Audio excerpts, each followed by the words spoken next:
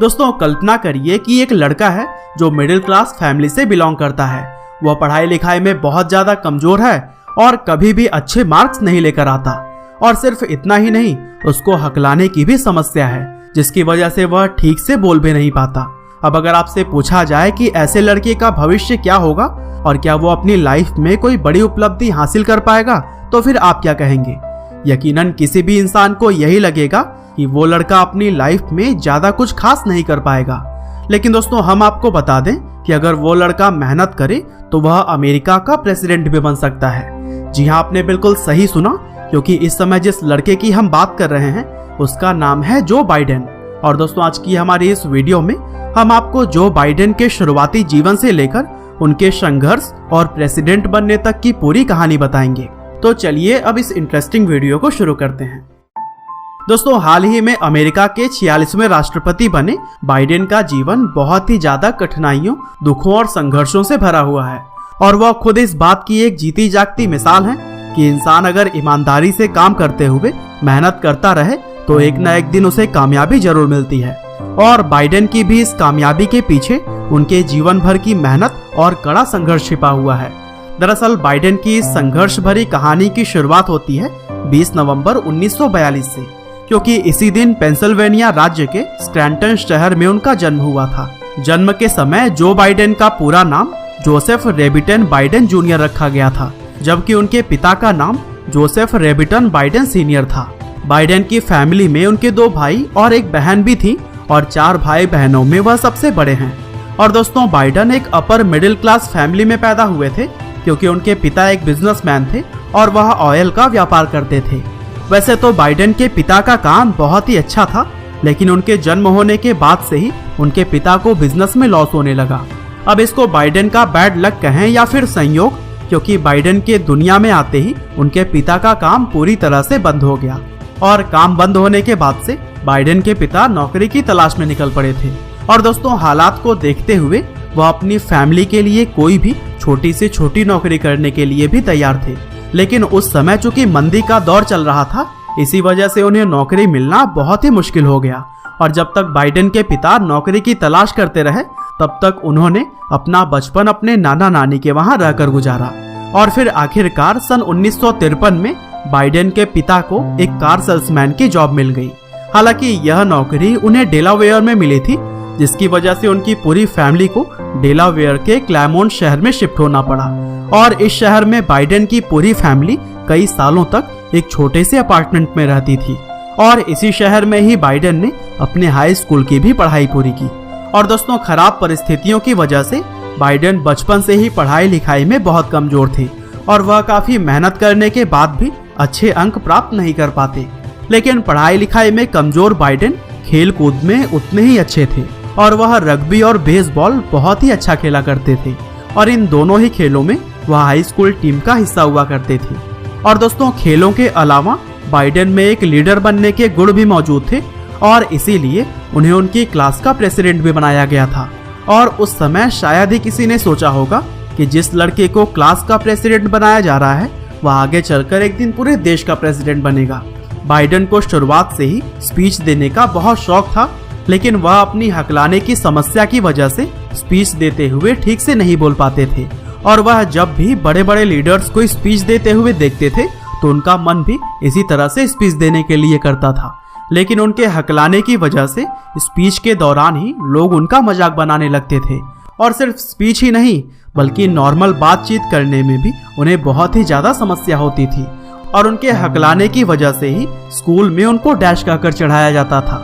और दोस्तों बाइडेन अपनी इस समस्या को दूर करने के लिए बहुत ही ज्यादा मेहनत करते थे। और अपने एक इंटरव्यू में उन्होंने बताया था कि वह अपनी हकलाने की समस्या को दूर करने के लिए शीशे के सामने खड़े होकर कई घंटे तक कविताएं पढ़ा करते थे। इसके अलावा वह अपनी जुबान पर एक पत्थर रखकर भी बोलने की प्रैक्टिस किया करते थे। और फिर कई साल तक इसी तरह से मेहनत करने के बाद आखिरकार वह अपनी इस समस्या से छुटकारा पाने में कामयाब हो गए। और फिर आगे चलकर साल 1961 में बाइडेन ने अपने हाई स्कूल की पढ़ाई पूरी की और तब तक उनके पिता का काम भी काफी स्टेबल हो गया था। और दोस्तों बाइडेन के पिता ने विल्मिंगटन शहर में एक घर खरीद लिया था, जिसके बाद उनका पूरा परिवार क्लैमोंट से विल्मिंगटन शिफ्ट हो गया। और दोस्तों इसके बाद बाइडेन ने यूनिवर्सिटी ऑफ डेलावेयर में एडमिशन ले लिया और वहां उन्होंने हिस्ट्री और पॉलिटिकल साइंस की पढ़ाई शुरू कर दी। लेकिन पढ़ाई लिखाई में उनका जो हाल स्कूल में हुआ करता था वही यूनिवर्सिटी में भी रहा, क्योंकि साल 1965 में वह डिग्री प्राप्त करने में तो सफल हो गए थे, लेकिन 688 स्टूडेंट्स की क्लास में उनकी रैंक 506 रही थी और उनको सी ग्रेड दिया गया था। इसके बाद बाइडेन ने सिराक्यूज यूनिवर्सिटी में भी एडमिशन ले लिया और यहाँ उन्होंने लॉ की पढ़ाई करनी शुरू कर दी। और इसी यूनिवर्सिटी में ही उनकी मुलाकात उनकी पहली पत्नी नीलिया हंटर से हुई थी और फिर साल 1966 में पढ़ाई पूरी होने से पहले ही दोनों ने शादी कर ली। और फिर आगे चलकर साल 1968 में बाइडेन ने लॉ की डिग्री प्राप्त कर ली, लेकिन इस बार भी उन्होंने पीछे से ही टॉप किया था, क्योंकि इस बार उनकी क्लास में 85 स्टूडेंट्स थे, जिसमें कि उन्होंने 75वीं रैंक हासिल की थी।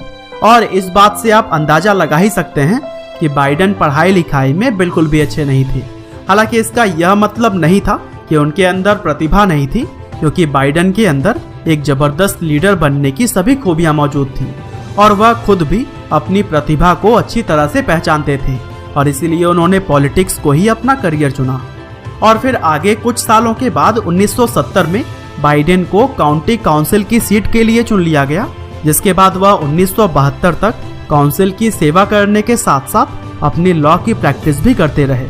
और उस समय लोग बाइडेन के काम और उनकी लीडरशिप क्वालिटीज से काफी प्रभावित हुए थे और लोगों ने बाइडेन को सुझाव दिया था कि उन्हें अगला सीनेट चुनाव भी लड़ना चाहिए।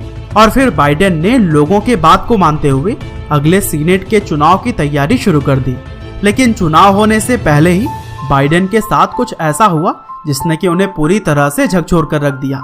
दरअसल हुआ यह कि 18 दिसंबर 1972 के दिन बाइडेन की पत्नी नीलिया और उनकी 1 साल की बेटी एमी की सड़क दुर्घटना में मौत हो गई और इस दुर्घटना में उनके दोनों बेटे रॉबर्ट और जोसेफ को भी बेहद गंभीर चोटें आई थी।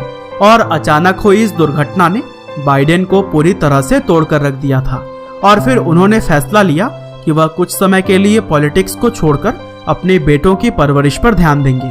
लेकिन उस समय के सीनेटर माइक मेन्सफील्ड ने बाइडेन को समझाया कि वह चुनाव से पीछे न हटें और चुनाव को जरूर लड़ें। हालांकि माइक को काफी मेहनत करनी पड़ी, लेकिन उन्होंने आखिरकार बाइडेन को चुनाव लड़ने पर राजी कर लिया।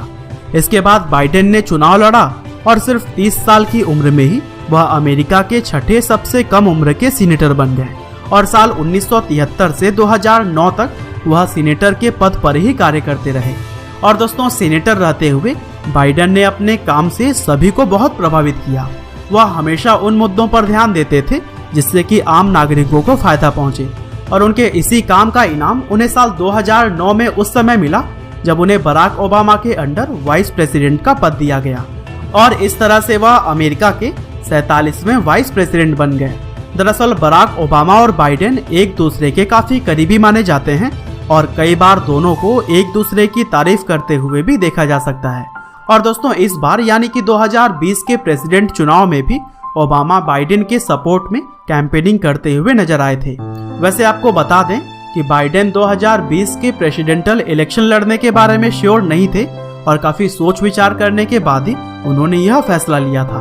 और अब जबकि वह अमेरिका के प्रेसिडेंट लगभग बन चुके हैं, तो हम यह कह सकते हैं कि उनका फैसला बिल्कुल सही था। और दोस्तों, बाइडेन ने यह वादा किया था कि अगर वह प्रेसिडेंट बनते हैं तो सबसे पहले क्लाइमेट चेंज, प्रदूषण और ग्लोबल वार्मिंग जैसे गंभीर मुद्दों का हल निकालने पर काम करेंगे, क्योंकि उनकी नज़र में यह मुद्दे उतने ही ज़्यादा इम्पोर्टेंट हैं जितना कि देश की इकोनॉमी और जीडीपी। इसके साथ ही बाइडेन ने भारत को लेकर भी कहा था कि वह भारत के सभी अहम मुद्दों का हल निकालने में भारत का साथ देंगे। साथ ही हम भी यही उम्मीद करते हैं कि बाइडेन के प्रेसिडेंट बनने के बाद भारत और अमेरिका के रिश्ते पहले से और भी ज़्यादा मजबूत होंगे। तो दोस्तों, हमारी आज की इस वीडियो में तो बस इतना ही था। आपको हमारी यह वीडियो कैसी लगी हमें कमेंट करके जरूर बताइएगा।